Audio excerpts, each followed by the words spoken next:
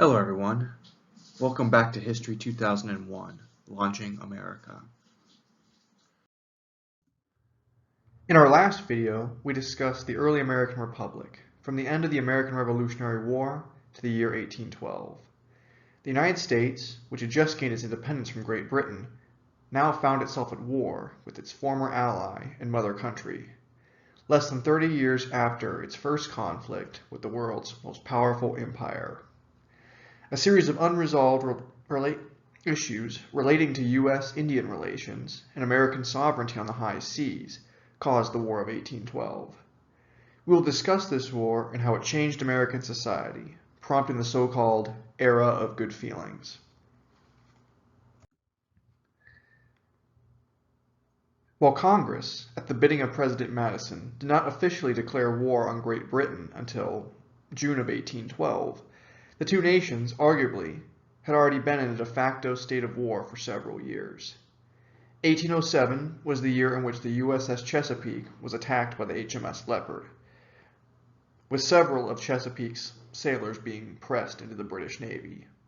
In 1809, diplomatic relations with Great Britain and the United States came to an end as well, due to the United States' continued trading with Napoleonic France, with whom Britain was at war. On the western frontier, unresolved issues led to friction between white American settlers and the Native Americans of the Old Northwest. Looking to prevent U.S. expansion and protect their holdings in Canada, the British-Canadian government had a long tradition of secretly supporting Native American tribes that were hostile to the United States. One such Native American leader, Tecumseh of the Shawnee tribe, sought to unite disparate Indian nations in the Mississippi River Valley together against continued U.S. expansion in the region. At the same time, Tecumseh's younger brother, Tenskwatawa, established a traditionalistic Native American spiritual movement that rejected European cultural influences. The brothers founded the settlement of Prophetstown in present-day Indiana in 1808. Prophetstown was the focal point of their pan-Indian, anti-U.S. movement. Tecumseh had grievances against both the United States as well as Native Americans that had accepted U.S. treaties. In 1809, at the Treaty of Fort Wayne, several Native American tribes sold their land in what is now Indiana to the U.S. government. Tecumseh declared that these tribes had no right to sell the land to white Americans. William Henry Harrison, the governor of the Territory of Indiana, declared that Tecumseh did not speak for all Native Americans and that the treaty was legitimate.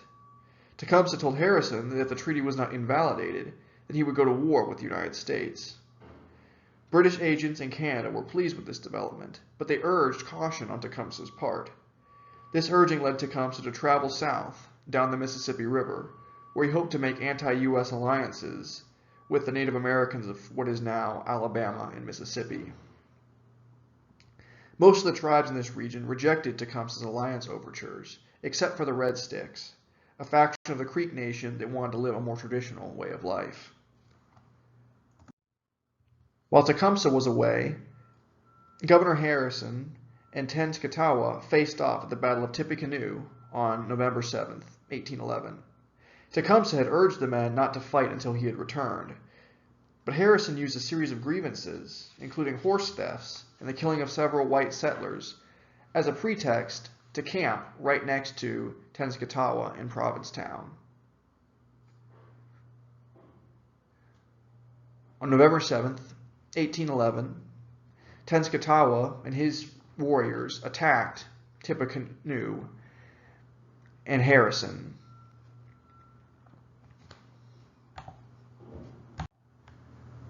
Harrison had about 1,000 troops, and Tenskwatawa had between 500 and 700 warriors. The battle was a victory for the U.S. and Harrison.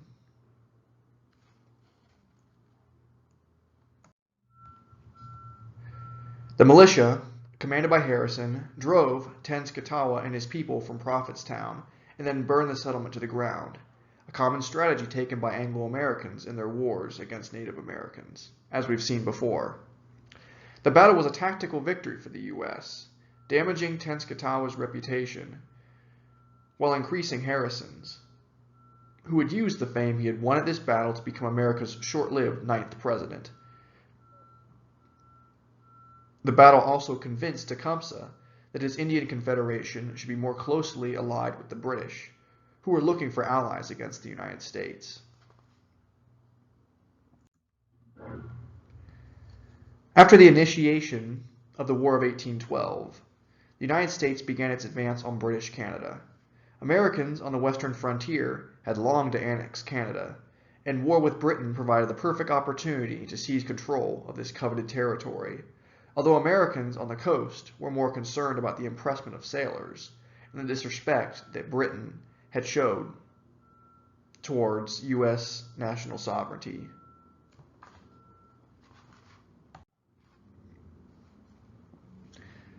President Madison ordered the increase of the U.S. Army to 35,000 troops, but few Americans wanted to join the regular army, citing its low pay and strict military regulations. Americans preferred to fight in militias, as had been done in the American Revolutionary War. The militias performed in the War of 1812 in much the same way they did during the Revolutionary War. Militiamen could be effective when engaging in irregular warfare, but they struggled when fighting in pitched battles, or when they had been deployed far from home. Additionally, most militiamen could only serve for 90-day enlistments, meaning the militia was a revolving door for soldiers who could get very little training and combat experience before they would have to return home. The defensive and attrition-based strategy of the Revolutionary War, wherein the Patriots progressively wore down and outlasted the British Army, worked well with the militia's limitations. The War of 1812, which was initially fought in Canada and on the western frontier, exposed the militia's many weaknesses as a fighting force. With a small regular army and undependable militias, the U.S. invaded Canada, hoping to defeat the British in the region. The Americans, under General William Hull, invaded Canada north of the Great Lakes and tried to provoke a Canadian uprising against the British. Hull's appeals failed, and the British, the Canadians, and their Indian allies defeated the Americans, forcing them to retreat. The British and their allies then seized U.S. territory, capturing Fort Detroit and Fort Dearborn, near present-day Chicago. After the surrender of Fort Dearborn, Potawatomi warriors massacred the American POWs and their civilian relatives. With the United States military's struggles in the summer of 1812 in mind, I want to discuss the U.S. Presidential election of 1812. The incumbent president, James Madison, had to betray some of his democratic Republican principles, particularly those related to banks and standing armies, in order to fund the U.S. and support the U.S. war effort in the War of 1812. To make things more complicated, Madison's vice president, George Clinton, had died earlier in the year, and thus Madison needed to replace the deceased Clinton with a new running mate. In this case, Elbridge Gerry was chosen as Madison's running mate. Elbridge Gerry, he was the governor of Massachusetts. You may have heard of him because the term gerrymandering comes from Elbridge Gerry's congressional district. So that's how Gerry is famous. Now here's where things get a bit more complicated. The Federalist Party chose to support an anti-war Democratic Republican named DeWitt Clinton. DeWitt Clinton was the governor of New York, and he was a nephew of George Clinton, the deceased vice president. So he had good name recognition. He was a Democratic Republican, appealing to Democratic Republican voters, but the fact that he was not pro-war might inspire Federalist voters to vote for him. He seemed like a more unifying candidate than any other Federalist politician. Jared Ingersoll of the Federalist Party would basically be DeWitt Clinton's running mate. and Ingersoll had been the Attorney General of Pennsylvania. Pennsylvania, of course, is a very important state with 25 electors for the Electoral College. New York has 29, even more.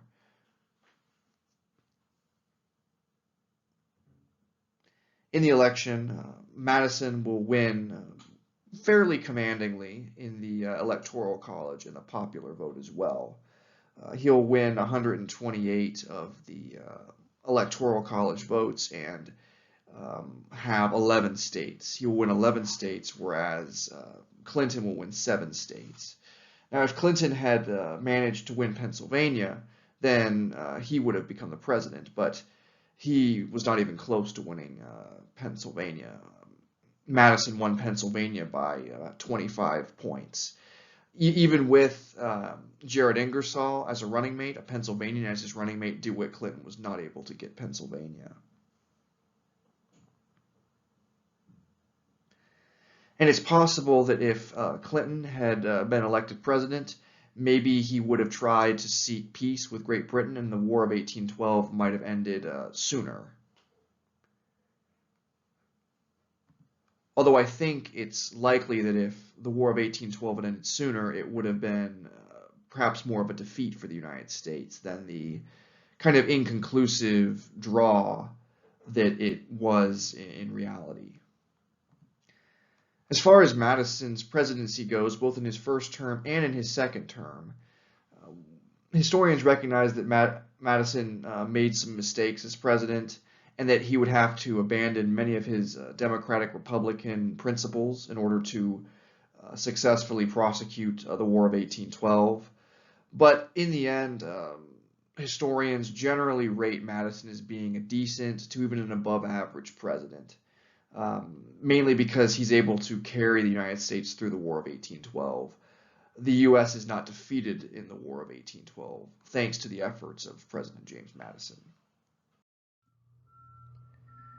1813 was a somewhat better year for the U.S. on the northwestern frontier.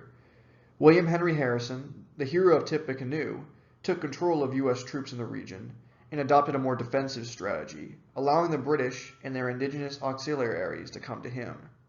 Americans lost some battles at Frenchtown and at the River Raisin Massacre, in which American POWs were once again killed by the Potawatomi. The British had not sanctioned these killings, but the deaths of the prisoners strengthened American resolve against both Britain and Native Americans.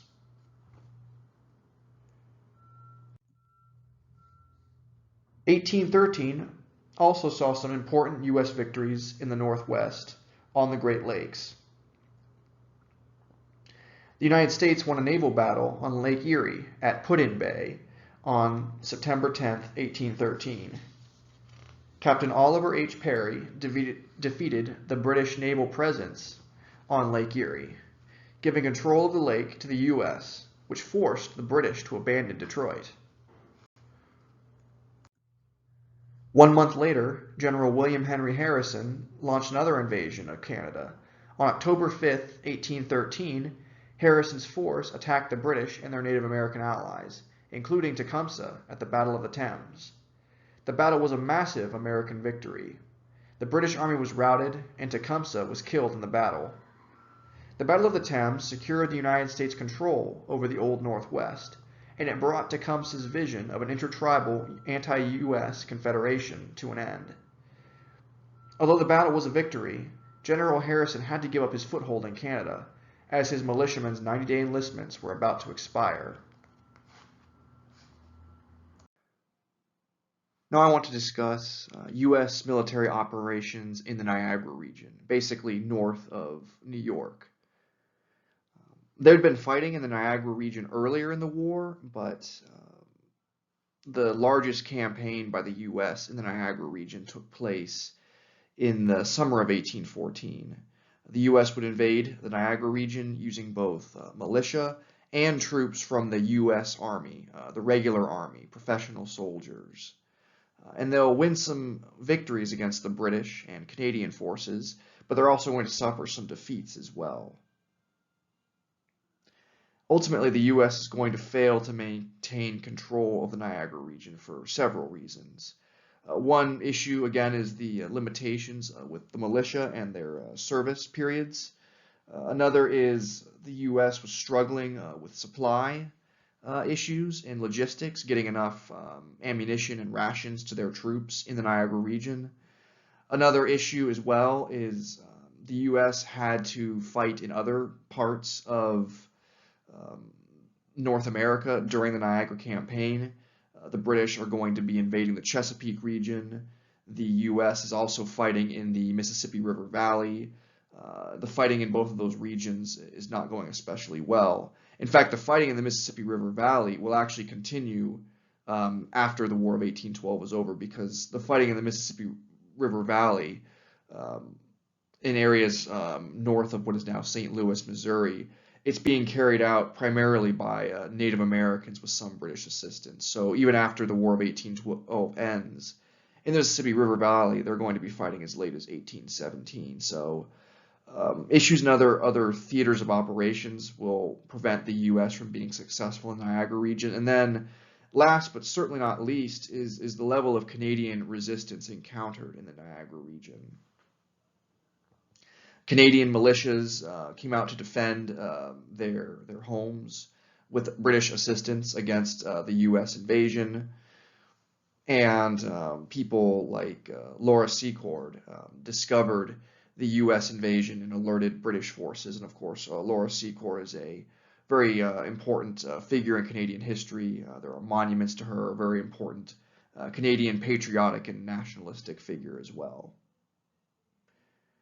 I want to mention a couple of the battles fought in the U.S. Niagara region. There's the Battle of Chippewa on the 5th of July, 1814, in which Brigadier General Winfield Scott, shown here on this image, led soldiers of the regular army against the British. The British made the mistake of assuming they were fighting against untrained militia, when in fact they were fighting against regulars, professional soldiers of the U.S. Army. It's said that the British commander, after engaging Scott and the regulars, to his surprise and dismay, he said, "These are regulars, by God," referencing the defeat that he had been handed by U.S. professional soldiers. As you'll remember, just like in the American Revolution, militia soldiers did not fight as well in open battle as professional regular soldiers did, and the U.S. regular soldiers fought quite well at the Battle of Chippewa. Over time, however, the British gained more reinforcements with the help of the Canadians, and they're going to defeat the U.S. at the Battle of Lundy's Lane, which really was sort of an inconclusive battle, but a slightly British victory. But it will lead to the U.S. military retreat out of the Niagara region. Eventually, the U.S. Retreating back to the U.S. South of the Niagara region by the fall of 1814. While the U.S. Navy aggressively engaged the British on Lake Erie, the American naval forces were much more cautious on the high seas. Britain had the world's largest, most powerful, and technologically advanced navy, and they had basically eliminated French naval forces, their greatest rival, at the Battle of Trafalgar back in 1805.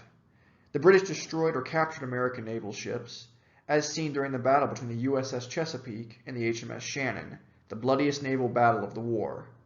The crews of the vessels fought each other hand to hand, and the British seized control of the Chesapeake's decks, leading her commander to admonish his sailors, "Don't give up the ship." This command is still a rallying cry in the United States Navy today. One U.S. naval vessel that was actually effective against the British was the USS Constitution. The Constitution was a heavy frigate. It was built using a new design, having a much thicker hull than the standard ship of her class. The Constitution, commanded by Isaac Hull, engaged the HMS Guerriere off the coast of Massachusetts. The British fired broadsides, synchronized cannon fire from one side of the ship, but their shots did little damage to the Constitution's thick hull. The Constitution, however, severely damaged the Guerriere, forcing her commander to surrender. The Constitution's design allowed this vessel to attack the British more aggressively, attesting the importance of technological innovation in naval warfighting. The Constitution's power forced the British Admiralty to task several of their ships with the pursuit of this vessel, freeing up U.S. merchant maritime shipping. The Constitution is still in commission for the U.S. Navy today and can be visited at the Boston Naval Yard.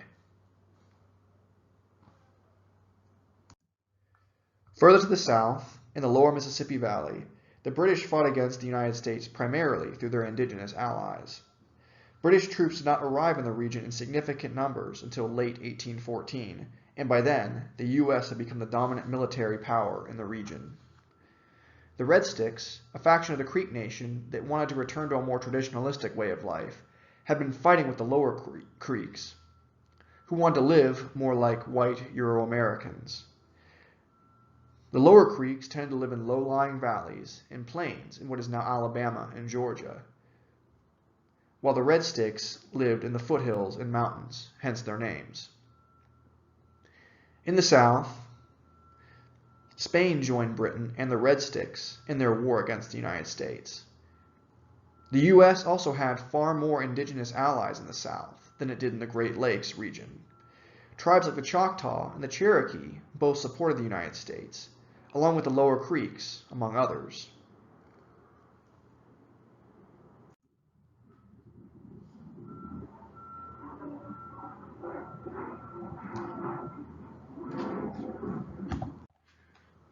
Remember that Spain wanted to ally itself against the U.S. because it was losing territory to the United States in the Gulf region, and because Spain was at war with France during the Peninsular War, so Britain was a natural ally, being that Britain was Napoleonic France's greatest threat.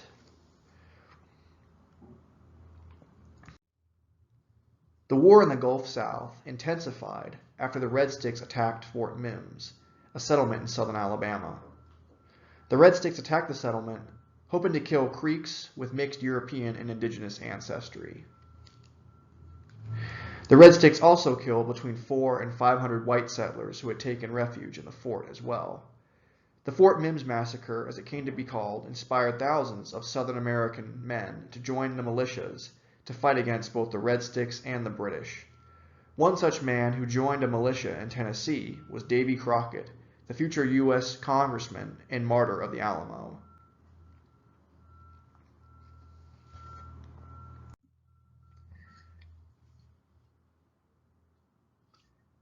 In the Gulf South/Lower Mississippi region, the militia served alongside regular troops, and they were commanded by Colonel Andrew Jackson. With the arrival of additional militia and regular army troops, Jackson was able to defeat the Red Sticks at the Battle of Horseshoe Bend on March 27, 1814, forcing them to surrender. After the battle, Jackson, who was called Sharp Knife by many Native Americans, essentially stabbed his Lower Creek allies in the back, forcing them to give up most of their homelands, along with the territory of the Red Sticks.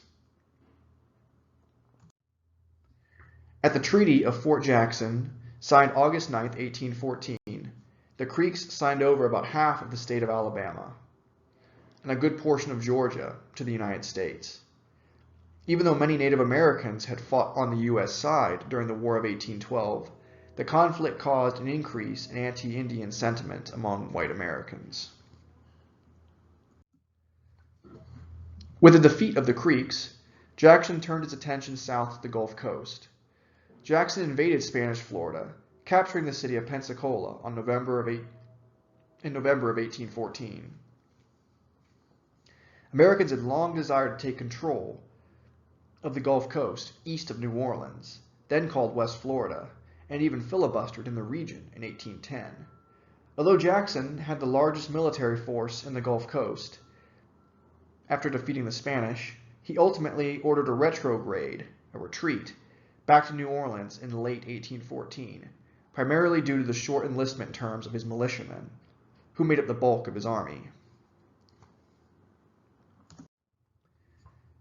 In the spring of 1814, the Napoleonic Wars came to an end. Napoleon abdicated his throne and went to exile on the island of Elba. With the Napoleonic Wars seemingly over, Britain was able to withdraw its troops from continental Europe and deploy them in North America. The British High Command elected to attack and deploy additional troops in the Chesapeake Bay region, which contained the U.S. capital, Washington, D.C., and the major cities of Baltimore and Norfolk. These cities serve as the U.S. Navy's primary bases of operation on the Atlantic coast. The British civil and military authorities believed that a quick strike at the U.S. Capitol and naval centers would force the Americans to sue for peace. If the British could capture Washington, D.C., and even President Madison, they could end the war on very favorable victory terms.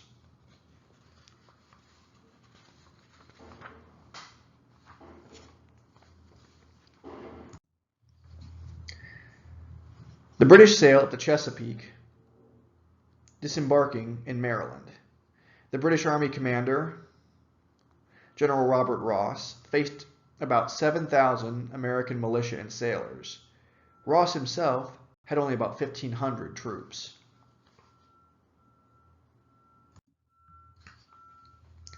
Though he was outnumbered nearly 4-1, Ross and the British absolutely defeated the American forces at the Battle of Bladensburg on August 24, 1814. The American commander, William Winder, had made several tactical errors, giving up high ground and the town of Bladensburg, positions that would have allowed him to play to the militia's gifting for fighting from cover. Instead, Winder tried to use his overwhelming numbers to crush the British. Ross used a brilliant series of tactics to defeat Winder's much larger force.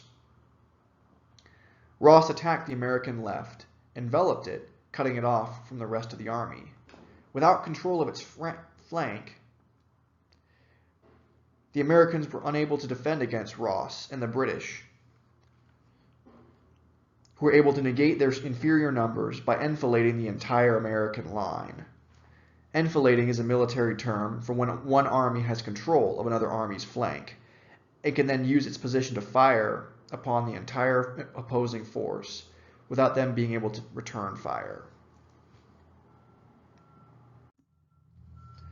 The British regulars were not the only troops fighting for Britain during the Battle of Bladensburg.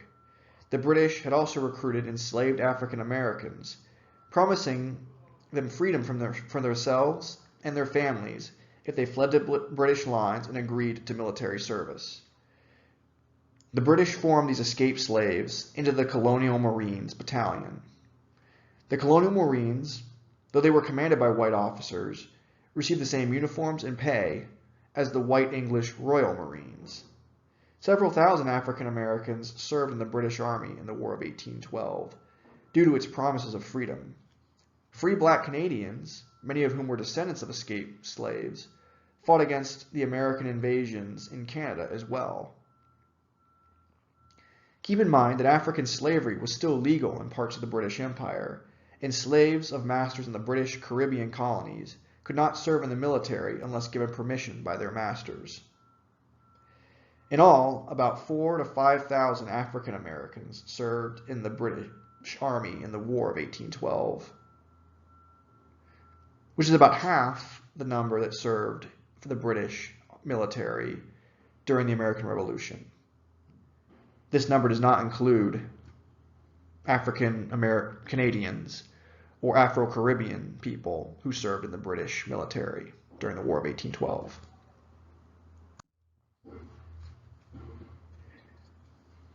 African Americans also served in the U.S. military as well. While the U.S. Army did not officially allow black men to serve in its ranks, there were isolated reports of black men serving amongst U.S. soldiers.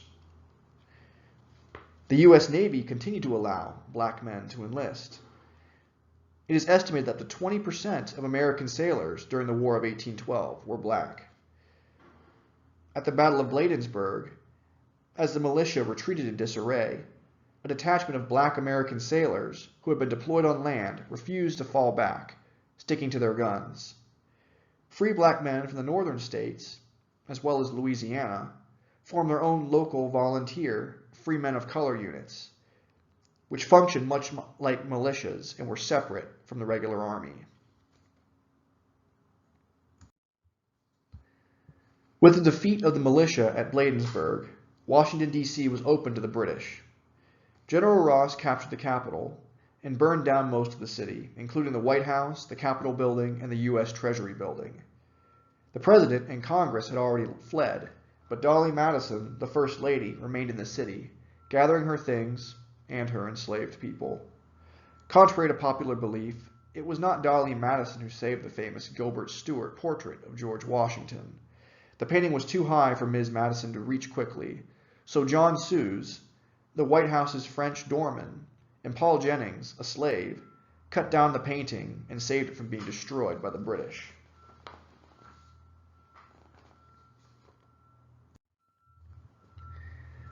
After destroying Washington, the British continued on to Baltimore, where they planned to scuttle the Americans' fleet of privateer schooners, small, fast ships that had been raiding British maritime shipping.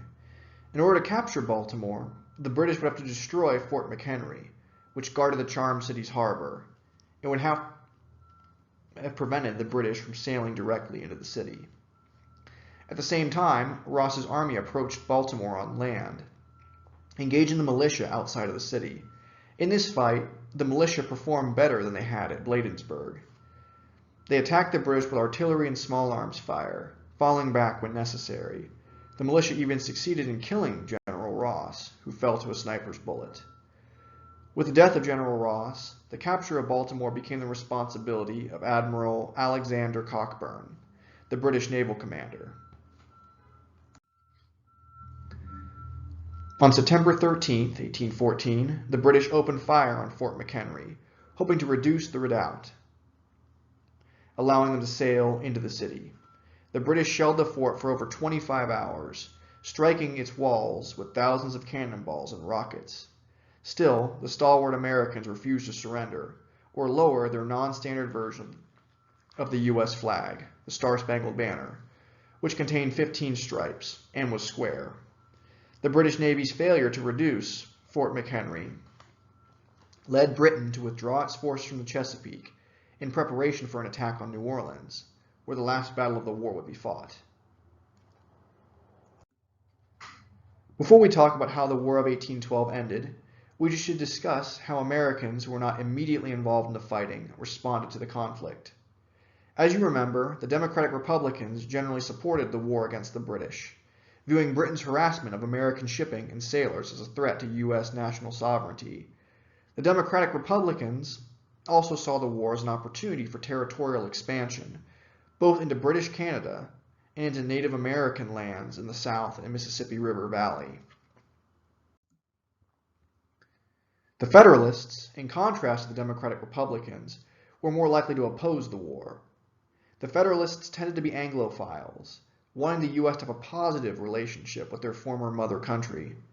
The Federalists were also less concerned with the impressment of American sailors, believing that the harassment of American vessels was the cost of doing business with Great Britain's enemy, France. As the war continued, the United States failed to gain ground in Canada, and the British invaded the Chesapeake region. The Federalists of urban New England and the Mid-Atlantic gathered together in Hartford, Connecticut in December of 1814. At the Hartford Convention, the Federalists listed the war and several other grievances, including the Louisiana Purchase, as proof that the Federalist Eastern states should secede from the Union. The Federalist secession plans never came about, because Great Britain and the U.S. signed the Treaty of Ghent on December 24, 1814, officially ending the war, taking away the Federalists' primary motivation for secession. The Treaty of Ghent declared the War of 1812 to be a draw between Britain and the United States.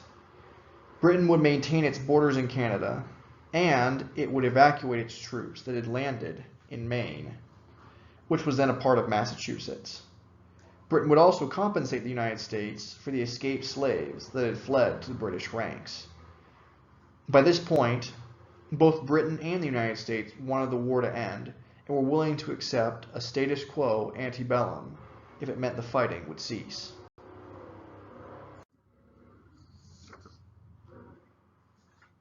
The Federalists' reputations would be further damaged after the Battle of New Orleans.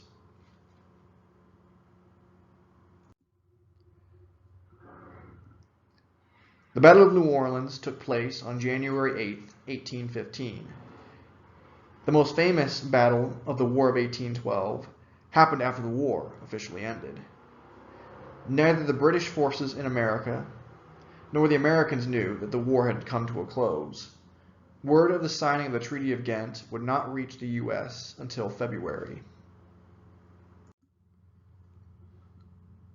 As you remember, General Jackson had fallen back to New Orleans in the fall of 1814 to defend the city and allow his militiamen, whose terms had expired, to return home. Jackson faced a British expeditionary force that was over 8,000 strong and poised to capture the city. Jackson gathered together as many able-bodied fighters as he could. In addition to his regulars and militiamen and Choctaw allies, Jackson recruited Frenchmen, Spaniards, pirates, and African Americans, both slave and free, to build forts outside of the city and stop the British advance.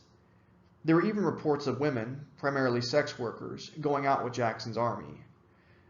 Jackson even paid his white and non-white volunteers the same salary. Jackson's motley force was still outnumbered by the British, 5,900 to 8,000.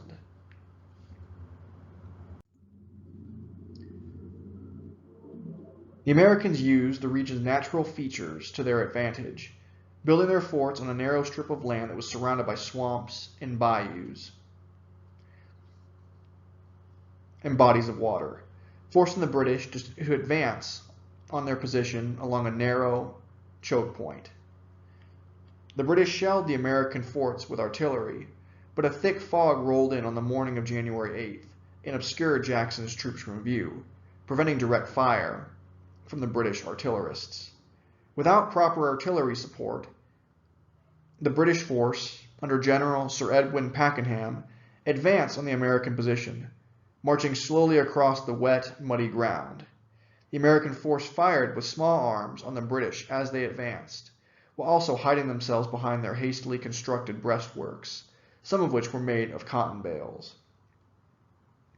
The Americans were also able to use their artillery at close range against Pakenham's troops, being able to see them through the fog from short distances, with decimating effects on the British.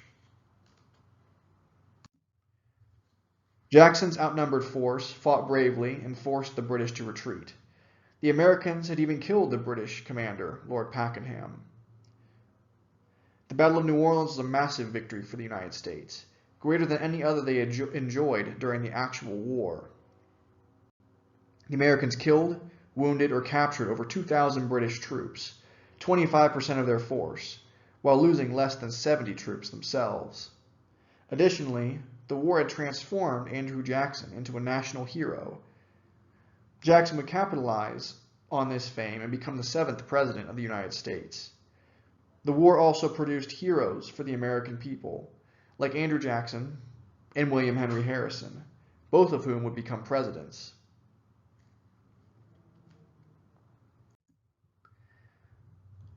All in all, the United States was the biggest winner of the War of 1812, even if it had not technically won the war. The Americans had failed to take control of Canada, but they had demonstrated that they had the military might to resist the British Empire, both on the North American continent and on the high seas. Although the Americans had lost some important battles, they proved to the British that the United States could not be reintegrated into the British Empire. The Americans were their own distinct people, and they would fight to maintain their freedom and independence. Britain gained very little from the war, aside from its Canadian colonists developing an increased sense of nationalism that was rooted in their ties to the British Empire. Spain, in allying itself with Britain, had made itself even more an enemy of the United States than it had already been. Although Spain had supported the Patriots during the Revolutionary War, U.S.-Spanish relations had been in decline ever since the Louisiana Purchase, which Spain bitterly resented. Additionally, Americans had seized control of Spanish territory on the Gulf Coast. as seen during the filibustering raid of West Florida in 1810. Spain's support for Britain in the conflict took place on the backdrop of the ongoing Mexican War of Independence, in which Mexico would break away from Spain in 1821. Spain's alliance with Britain would also weaken its American empire, intensifying independence movements in South America as well. Spain would sell Florida to the United States in 1819 in order to prevent the U.S. from taking the rest of the territory by force. The U.S. had already begun to occupy the Panhandle region during the War of 1812.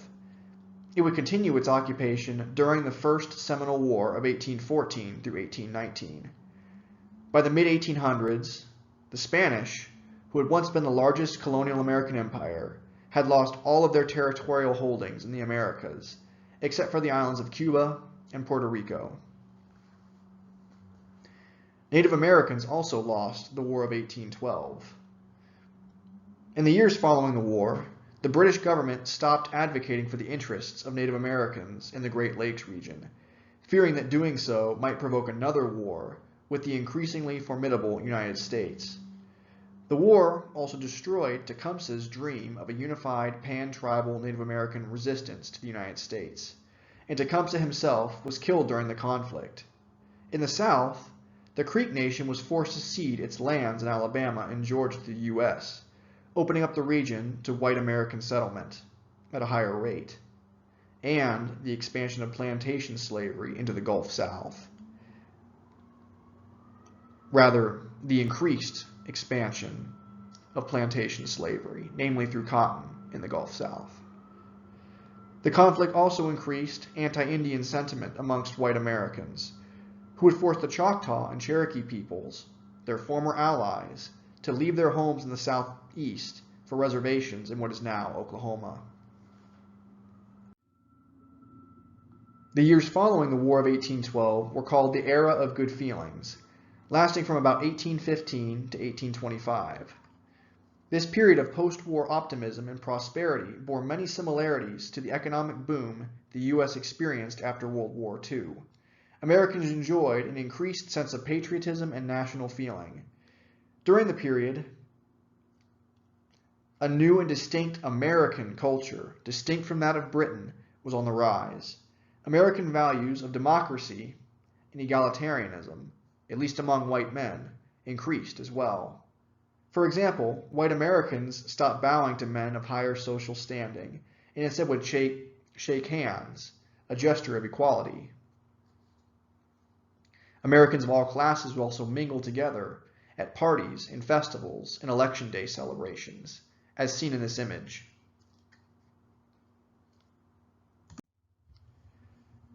The Second Great Awakening, a religious movement that had begun in 1795, increased its fervor during the Era of Good Feelings. Americans had a renewed sense of patriotism and national feeling during the War of 1812, but they also worried about the rapid social changes their country was facing. Second Great Awakening leaders, like Charles Finney, promised salvation to anxious Americans by emphasizing the importance of the conversion experience and being, quote-unquote, slain in the Spirit. Preachers, especially from the Methodist Church, spread similar messages across the American frontier. Like the First Great Awakening of the mid-1700s, the Second Great Awakening further democratized American Christianity by putting the burden of salvation on individual Christians through the conversion experience. The Second Great Awakening leaders also engaged with popular political ideas of the Era of Good Feelings. Inspired by the American Revolution, the ministers preached the idea that average, everyday Christians could have a positive impact on society and could, quote-unquote, make heaven on earth by living a moral life and encouraging others to do the same. This belief about Christianity's role in society was called perfectionism. The reformist angle of the Second Great Awakening would help to inspire the Jacksonian and antebellum social reform groups in the North, like the temperance, abolitionist, and feminist movements, who called for the improvement of society through the control of alcohol, the emancipation of slaves, and granting equal rights to women. At the same time, The Second Great Awakening's emphasis on spirituality and social reform resonated with Southerners as well, though in different ways. Southerners took their own lessons from the movement and believed that they could improve society by spreading pro-slavery values. White Southerners in the 1820s began to believe that slavery was not a necessary evil, as the Founding Fathers did, but instead they came to view it as a positive good that improved the lives of black people, they thought. Slave masters believed that they should not set their slaves free, but instead treat them kindly and encourage them to follow Christian principles like obedience. African Americans, including enslaved people, also took part in the Second Great Awakening, but they focused on the passages of the Bible that taught about liberation from slavery, like the Israelites' struggle for freedom during their enslavement in Egypt. African Americans also brought in elements of African spirituality, both beliefs and rituals, and incorporated them into their practice of Christianity. In the end, the Second Great Awakening increased American spirituality and religiosity, but it had the unintended effect of dividing the nation over the issue of slavery, inspiring anti-slavery reform groups in the North, while also giving white Southerners an increased rationale to defend the institution in the South. African Americans would also increasingly adopt Christianity on their own terms to inspire and justify their struggle for freedom. Even as Christianity flourished during the era of good feelings, other institutions, like the Old Federalist Party, with its elitism, Anglophilia, and taste for social hierarchies, basically fell apart in the years following the War of 1812. The Federalists disintegrated as a political movement because of their attempted secession during the Hartford Convention, but also because American values, particularly those related to deference to the elite, were changing. The more egalitarian Democratic Republicans were triumphant, and the United States basically became a one-party state during the era of good feelings. In the 1816 presidential election, James Monroe of Virginia, the Democratic-Republican candidate, defeated Rufus King, a Federalist from New York. After winning his election, Monroe embarked on a nationwide goodwill tour, increasing national pride and everyday Americans' connections to their country. By the time of Monroe, the Democratic-Republican Party had changed since Jefferson. The Democratic Republicans had come to embrace some Federalist political policies, like tariffs and increased spending on infrastructure/internal improvements, like roads, canals, and harbors. The Democratic Republicans had also become less hostile to banks, founding the Second Bank of the United States in 1816. Finally, the Democratic Republicans had warmed to the idea of having professional standing armies and navies, recognizing that while militias had their uses, they would not be enough to defeat enemies in foreign territories, as seen during the War of 1812. Monroe also changed how the U.S. viewed diplomacy and foreign policy. Early U.S. presidents followed the lead of George Washington, who, in his farewell address, had urged the new United States to avoid entangling alliances and to remain neutral. Washington advocated for this dispassionate foreign policy stance because he understood that the new United States was weak and could not afford to make enemies abroad, especially of the European empires like Great Britain, France, or Spain. Monroe recognized that in the wake of the War of 1812, the U.S.'s position in the world had changed. Great Britain was still more powerful than the United States, but the war had showed that even if the U.S. could not defeat Britain, Britain could not recapture America. What is more, France had lost its most important colonial holding, Saint-Domingue, in the Haitian Revolution. Their power and influence had also been diminished by the defeat France sustained in the Napoleonic Wars, and Napoleon Bonaparte's final exile to St. Helena in 1815.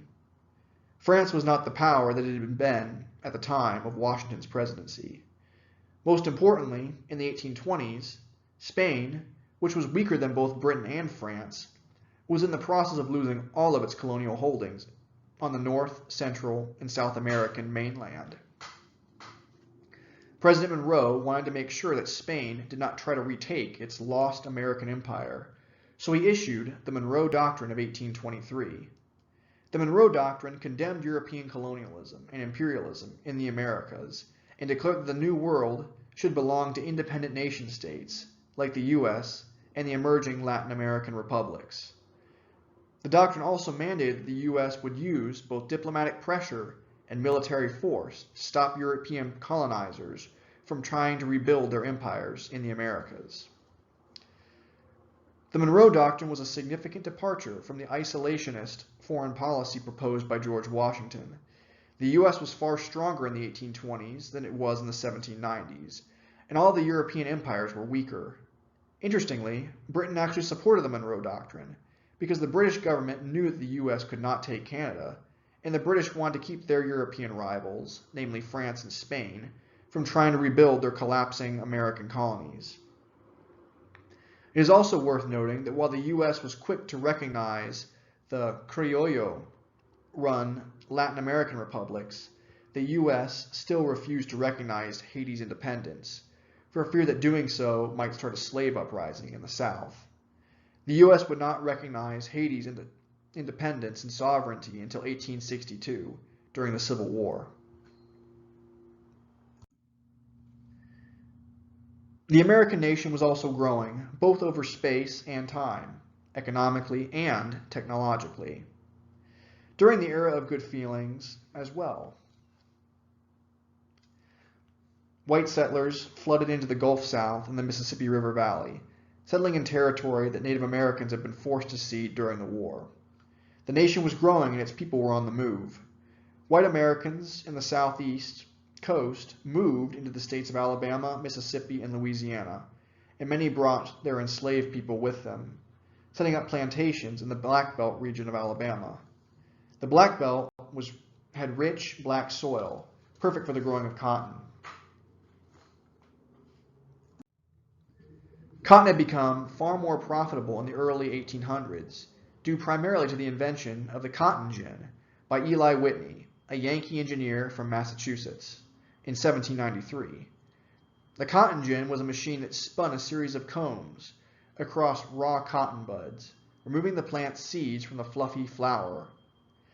This work had previously been done by enslaved people who would slowly and painfully remove the seeds with knives. Whitney thought that he was helping enslaved people with his labor-saving device, but in some ways he made their lives worse by making cotton plantations and slavery itself more profitable. The increased profitability of slavery would reinforce the idea in the minds of many white Americans that black people were meant to be slaves, and that slavery was not a necessary evil, as the founding fathers had thought, but a positive good, because it kept blacks subordinate to whites. And it also made whites wealthy. Wealthy Americans bought land in the West outright. But poorer Americans purchased land on credit, taking out loans from banks, which were all too willing to lend out money to buyers, as the banks would be able to take control of the land if the landowners failed to pay their debts. The problem was, the banks lent out too much money, and they overextended themselves. The Second Bank of the United States, BUS, failed to regulate state banks to keep them from lending out money to buyers that could not pay it back. During this period, inflation increased, and many farmers on the frontier lost their land to the banks. One man who was struck by the 1819 panic was Andrew Jackson, the hero of New Orleans, who was serving as military governor of Florida during the First Seminole War at the time of the panic. Jackson blamed the National Bank, rather than the smaller banks that had loaned out too much money. He also blamed Monroe and the Democratic Republicans, whom he felt had betrayed their Jeffersonian principles. Jackson's experiences with the Panic of 1819, among other issues, would inspire him to run for president in 1824, and again in 1828, as the candidate for the new American political party, the Democratic Party, which still exists today.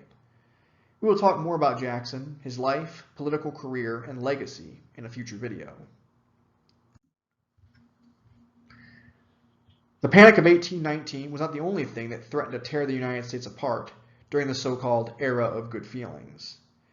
The admission of two new states, Maine and Missouri, divided Americans who were pro and anti-slavery.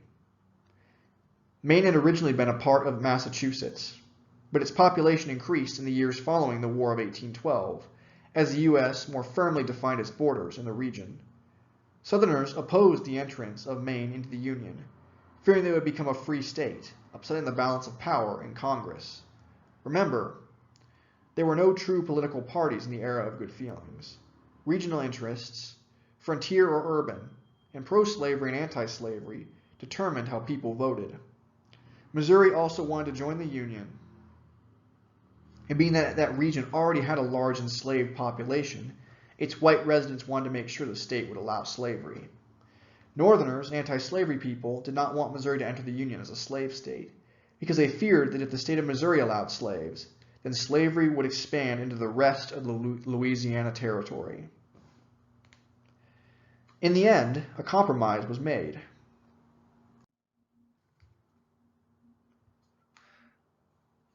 The Missouri Compromise was as follows. Both Maine and Missouri would enter the Union. Maine would be free, and Missouri would allow slavery. All land in the Louisiana Purchase, north of the 30th northern parallel, Missouri's southern border, however, could only be turned into free states. Only the Arkansas Territory, which included the modern-day states of Arkansas and Oklahoma, could become slave states. The deal was negotiated primarily by Speaker of the House Henry Clay, a slave-owning congressman from Kentucky. Although Clay had made a deal that was far more beneficial to the northern anti-slavery wing of the U.S. government, since the vast majority of the Louisiana Territory would be free. The Missouri Compromise, in the end, had its good and bad parts. It was good in the sense that it prevented a civil war over the issue of slavery in the 1820s. It was also good in the fact that the deal basically stopped the spread of slavery in the Louisiana Territory, a win for anti-slavery people and slaves themselves. On the negative side, the Missouri Compromise would contribute to the increasing problem of sectionalism in the United States, the dividing of the United States into pro-slavery and anti-slavery sections, hence the term sectionalism.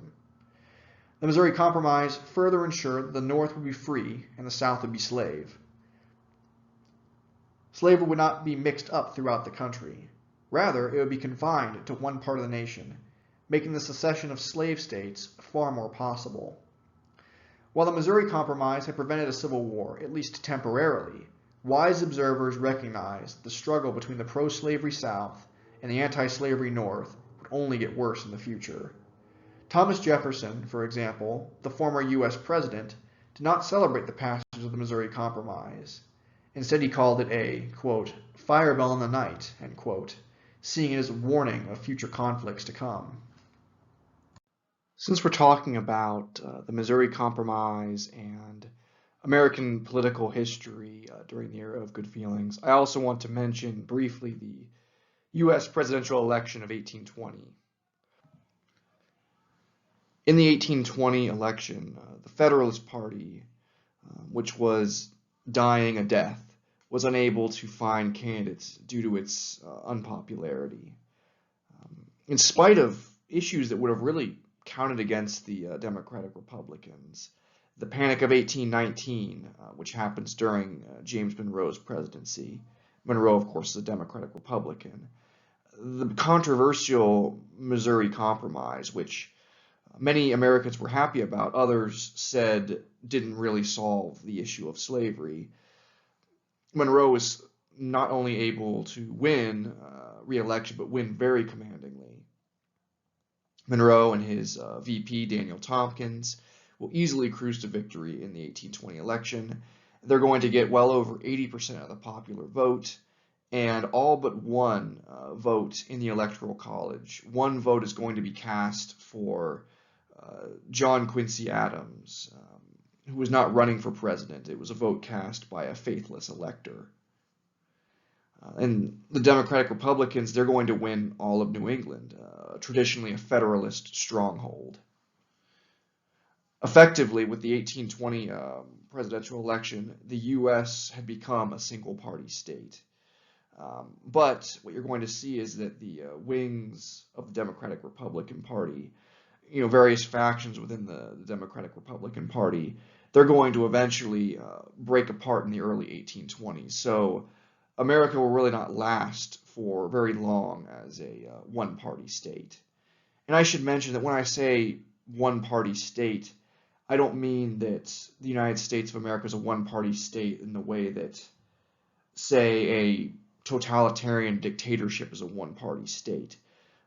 The Federalist Party was not banned from politics. Their followers were not imprisoned and drummed out of the country by the Democratic Republicans or executed as political prisoners or anything like that. The Federalist Party just lost popularity as a result of things like the Hartford Convention, in which they were seen as being traitorous to the American people for trying to make peace with Britain and secede from the Union. And the Federalist Party also was losing strength as well, just because American culture was changing. The Federalist Party was too elitist. The American culture was becoming more egalitarian, which fit better with the Democratic Republican Party. So when I say that the United States is a one-party state, I mean that it's a one-party state in the sense that the Federalist Party falls apart, and the Democratic Republican Party will be the main political party in U.S. politics in the early 1820s. But eventually, the Democratic Republican Party will break into various wings, out of which the Democratic Party that we know today will be formed, and then another party called the Whig Party will be formed as well, which we'll talk about those political parties in our next video. In spite of the Panic of 1819 and the contentious Missouri Compromise, the United States continued to advance technologically in the 1810s and 1820s. The Industrial Revolution had come to America. In 1813, Francis Lowell established a factory on the fall line of the Merrimack River in Massachusetts. Lowell's factory was hydro-powered. The falls of the river turned a water wheel that powered the factory's machinery. Lowell's factory turned the South's abundant cotton into cloth. It was a textile mill. The Lowell factory would expand, and a company town would grow up around the city. Factories like Lowell's lowered the price of cotton cloth, making it more affordable to everyday Americans, and indeed people across the Atlantic world, for whom cotton clothing had been previously too expensive for most people to buy. Lowell and other textile mills primarily employed young girls and young unmarried women. While work in the factories could be both unhealthy and dangerous, with long working hours, up to 73 hours a week, and minimal safety features, the factories gave working class women an opportunity to earn decent wages, to help themselves and their families. Lowell paid his female employees half of what he paid his male workers, but even the Lowell girls made $3 to $5 a week, a considerable amount of money at the time, considering an enlisted private in the U.S. Army, for perspective, made less than $7 a month. To ship these manufactured goods, the United States invested in internal improvements or infrastructure to move manufactured products and agricultural products to markets in major urban centers on the coast. This plan for infrastructure investment was called the American System and was advocated by politicians like Henry Clay of Kentucky. Canals were especially important for hauling goods, as the displacement provided by canal boats allowed a single mule to tow a canal boat that was loaded with more cargo than a wagon towed by a whole team of mules. Perhaps the most important of these artificial waterways was the Erie Canal, which was constructed from 1817 to 1821. The Erie Canal connected the Hudson River in New York City to Buffalo on Lake Erie. The Erie Canal provided an efficient water transport route from the East Coast to the Great Lakes. In addition to canals, Americans used natural waterways for the transportation of goods and people. We've already discussed the importance of the Ohio River and how it connected Pittsburgh, Pennsylvania to the Mississippi River during the American Revolutionary War. Goods could also be easily transported down the Ohio and Mississippi River and on to the city of New Orleans. Shippers used simple keelboats and flatboats to move the goods downriver, but it was far more difficult to move goods back up the rivers. Robert Fulton's 1807 steamboat, the Clermont, which traversed the Hudson River, convinced American investors that the new technology could be used to transport goods on the Ohio and the Mississippi. In the 1810s, about 20 steamboats plied the Mississippi and Ohio, but by the 1830s, over 1,200 were in use. Steamboats were expensive to outfit. A new steamboat cost about $25,000, about $400,000 in today's money. A steamboat that carried a full cargo from Pittsburgh to New Orleans, and then returning with a cargo from New Orleans to Pittsburgh, could pay for itself through shipping fees. Working on a steamboat could be very lucrative, but the job was very dangerous. Steamboats had few safety features. The work on the cramped vessels was hot and unpleasant, and the vessel's boilers were liable to explode, especially on the upriver trip, where the engines would have to be worked much harder to fight against the river's current.